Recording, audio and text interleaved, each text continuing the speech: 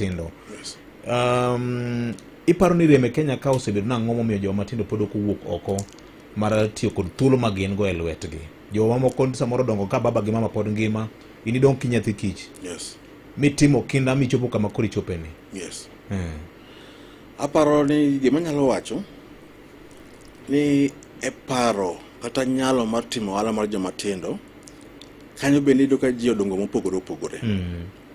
To gima duong' mana iyudo ni jowa ok yudi en ni onge ng'ama nyiso gini kaka ng'ama tin inyalo chako gimoro gi nyalo matin min godo no midonge. Koro ng'eny joma tindo dwani mondo ndik gi tich.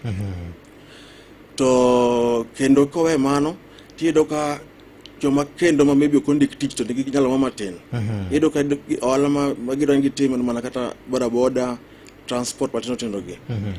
Koro aparo ni nitie jiwruok madwarore ahinya. Okay. Ne joma tindo ni sani kidongo options ng'eny. And one of them en ohala.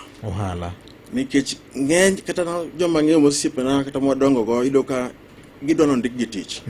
Ting'e ni sani unemployment rate man Kenya is very high. Omiyo ng'eny youth ok ondiki. Yes. Omiyo koro gima nyalo konyo wer mana kwa jiwore madonje ohala. Taparo ni wachak gi puonjruok kod jiwruok. Mano number 1. Kwasechako gi puonjruok kod jiwruok ma ng'ato oseng'eyo no nyalo timo gima kama kendo ngi gombono. Koro nyalo puonje kaka kitime. Okay. Ma there are many avenues kata na sani yudo ni nitie joma wuok mang'eny ma puonjo joma tindo gik moko ahilago. Nitie ohala ma ilani nyalo timo gik moko kaka sola mancho biro gi and anything ma come up. Omiyo paro ni kose puonji joma tindo ni koro ma yo. Then koro ging'iyo ni ang'o ma ginyalo dwaro ma bako gin weche pesa. Kata mana joma nyalo mako lwetgi. Ka koro gima nyalo timo ne joma tindo maduong' kabisa.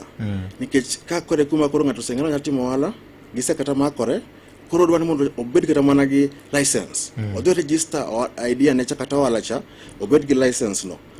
Koro yudo ni mondo obed gi license ni 1 minute.